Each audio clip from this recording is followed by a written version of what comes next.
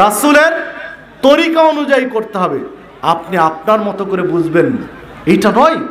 দেখুন, ইসলামের নামে প্রচলিত ইসলাম তুলে ধরা হচ্ছে, প্রচলিত ইসলাম হিসাবে পেশ করা হচ্ছে।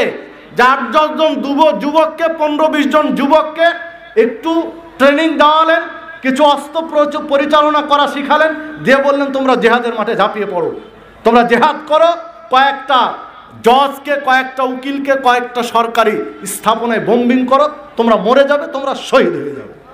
আসে না, চলছে না এগুলো? ইসলাম হিসাবে তো এটাই চলছে। এটা কি জেহাদ? সম্মানিত উপস্থিতি, আল্লাহ রাসূল সাল্লাল্লাহু আলাইহি ওয়াসাল্লাম যতক্ষণ পর্যন্ত তিনি যুদ্ধ করে সামলাতে পারবেন, নিজেকে গুছিয়ে নিতে পারবেন, ততদিন পর্যন্ত যুদ্ধে জড়াননি। জড়িয়েছিলেন কি? ততদিন পর্যন্ত করেননি। আল্লাহ রাসূল সাল্লাল্লাহু আলাইহি ওয়াসাল্লাম চোখের সামনে বেলাল রাদিয়াল্লাহু আনহুকে অত্যাচারিত হতে দেখেছেন, তৎক্ষণাৎ সাহাবীদেরকে নিয়ে ঠেকাতে যাননি, যে ওটা ঠেকিয়ে টিকা যাবে না। তিনি আল্লাহর কাছে ধৈর্য ধরেছেন, আল্লাহর কাছে প্রার্থনা করেছেন। সুমাইয়া রাদিয়াল্লাহু আনহাকে কিভাবে হত্যা করা হলো, শহীদ করা হলো। তারপরে ইয়াসারের পরিবারকে কিভাবে হত্যা করা হলো, নির্যাতন করা হলো, এই তথ্যগুলো কি আল্লাহ রাসূল সাল্লাল্লাহু আলাইহি ওয়াসাল্লাম শুনতে পাননি? শুনেছেন। তৎক্ষণাৎ যে 10 জন 20 জন সাহাবী ছিল, চলো এখনই জিহাদ করব, ঝাঁপিয়ে পড়েছিলেন কি? ঝাঁপিয়ে পড়েননি। কারণ যুদ্ধ করে টিকা এখন যাবে না। আল্লাহর কাছে সাহায্য চেয়েছেন, ধৈর্য ধরেছেন, সবুর করেছেন।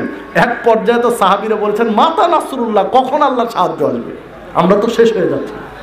সম্মানিত উপস্থিতি, এটা একটা দিক। আর একটা দিক হলো, আল্লাহ রাসূল সাল্লাল্লাহু আলাইহি ওয়াসাল্লাম এক পর্যায়ে বলেছেন, যেমন সময় শাসকরা আসবে যখন তোমাদের সালাতের সময় নষ্ট করে ফেলবে, এই সময় সঠিক সময়ে সালাত আদায় করো এবং তাদের সাথে আবার করো প্রয়োজন, সেটা হবে তোমাদের নফল। সাহাবীরা বলেছেন যে আমরা কি ওই সময় শাসকের বিরুদ্ধে বিদ্রোহ করব না? তখন বলেছেন না, যতক্ষণ তারা সালাতে বাধা না দিবে ততক্ষণ পর্যন্ত সেই শাসকের বিরুদ্ধে বিদ্রোহ করা যাবে না। তো বাংলাদেশের সরকার কি সালাত পড়তে কাউকে বাধা দিয়েছে যে সালাত পড়া যাবে না? তো এইভাবে 64 জেলার 63 জেলায় একসাথে বোম্বিং সৃষ্টি করে মুসলিমদের মধ্যে ত্রাস সৃষ্টি করা, এটা কি শরীয়ত সম্মত?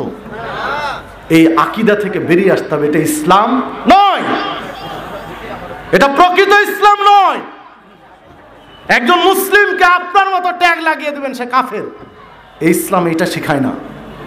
সম্মানিত উপস্থিতি, আয়াত তো 3টাই রয়েছে যে ইসলামী বিধান অনুযায়ী, হুকুম অনুযায়ী যে বিচার করলো না, সে কাফের, সে জালেম, সে ফাসেক।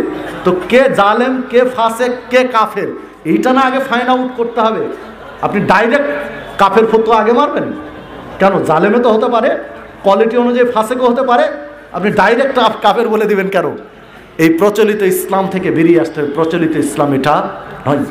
যখন উসমান রাদিয়াল্লাহু আনহুকে বাড়ি ঘিরাও করে রাখা হয়েছে, তখনও জান্নাতের সুসংবাদ প্রাপ্ত সাহাবীরা বেঁচে আছেন।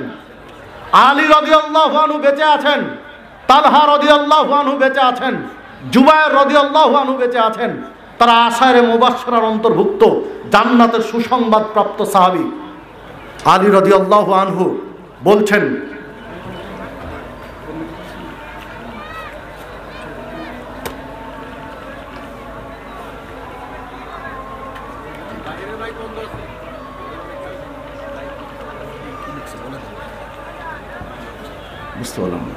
যে কথা বলছিলাম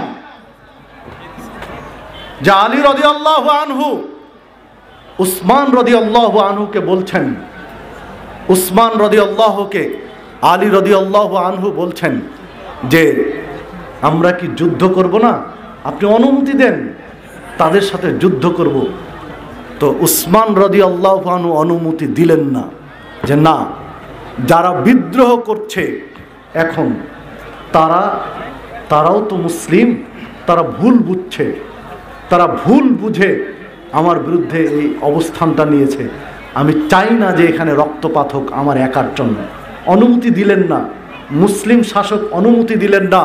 আলী রাদিয়াল্লাহু আনহু তার ছেলে হুসাইন, হাসান রাদিয়াল্লাহু আনহুকে, দুইজনকে তারপরে আব্দুল্লাহ ইবনে উমারকে, এরপর আব্দুল্লাহ ইবনে আব্বাস রাদিয়াল্লাহু আনহুকে, এই সাহাবীদেরকে লাগালেন পাহারা দিতে, কিন্তু তাদের সাথে যুদ্ধ করতে দেননি। আপনি হিসাব করতে পারবেন যে উসমান রাদিয়াল্লাহু আনহুকে গৃহবন্দী করে রেখেছেন, অথচ যুদ্ধের অনুমতি দেননি। এক পর্যায়ে তো হত্যাই করলেন উসমান রাদিয়াল্লাহু আনহুকে, তারপরও তার প্রোটেকশন দেওয়ার চেষ্টা করেছে, রক্তপাত করতে যাননি। আর ঠুনকো একটা অজুহাত দেখে এই রক্তপাত করে দেওয়া, কাউকে রাতারাতি মেরে দেওয়া, এটাকে যুদ্ধ জেহাদ? এর লম্বা একটা পাঠ। সংক্ষেপে যে কথাটা বলতে চাই, যে জঙ্গিবাদী খারেজি আকীদা নিয়ে যেগুলো চলছে, এটা প্রকৃত ইসলাম নয়, এটা স্রেফ ত্রাস সৃষ্টি করা। যে ক্ষতি হয়েছে সালাফিদের, সালাফি মানহাজের, আহলুল হাদিস আকীদার লোকদের জন্য যে ক্ষতি করা হয়েছে এই শ্রেণীর আকীদারদের, তা আহলে হাদিসদেরকে কয়েকশো বছর পিছিয়ে দেওয়া হয়েছে।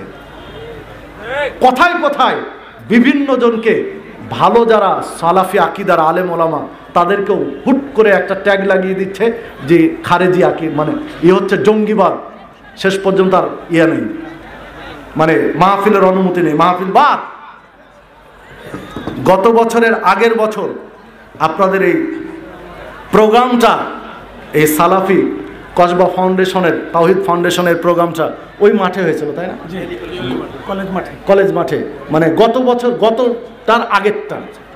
তো ওই মাহফিলে যখন প্রোগ্রাম করার জন্য আসি, এই সময় আপনাদের এই প্রোগ্রামের জন্য ইনকোয়ারি করতে আমার বাড়ি পর্যন্ত পুলিশ গিয়েছে। তা আমি বললাম, সমস্যা কি? আপনাদের প্রোগ্রাম হচ্ছে কসবা, আর রাজশাহীতে আমার বাড়িতে পুলিশ থানা থেকে। আমি বললাম, কি সমস্যা? বলছে, না, আপনাদের বিরুদ্ধে জঙ্গিবাদের অভিযোগ দিয়ে প্রোগ্রামটা বন্ধের চেষ্টা করা হচ্ছে। তো কসবা থানা থেকে মানে চ্যানেল, একটার পর একটা চ্যানেল হয়ে শাহ মখদুম থানা পর্যন্ত এসেছে, যে ইনার মানে ভোটার আইডি তো এখানে পাঠিয়েছি, ভোটার আইডি অনুযায়ী লোকেশন ঠিক আছে কিনা, এর ব্যক্তিটা যেখানে চাকরি করে সেটা ঠিক আছে কিনা, এগুলো ইনকোয়ারি করতে এসেছি। তো এই যে দেখেন, ওই যে একটু জঙ্গিবাদী, একটু চিল্লাপাল্লা করে কি হয়েছে? বরং আরো ক্ষতি হয়েছে। সালাফি দাওয়াত প্রচার এবং প্রসারকে থমকে দেওয়া হয়েছে। তো এই প্রচলিত ইসলাম থেকে আপনাকে আমাকে বেরিয়ে আসতে হবে, এটা সঠিক নয়। সম্মানিত উপস্থিতি, আল্লাহ রাব্বুল আলামিন আপনাকে আমাকে সঠিক বুঝ দান করুন। আল্লাহ রাব্বুল আলামিন আমাদেরকে হকটা বুঝার, জানার পরিবেশ দান করুন এবং মেজাজ দান করুন।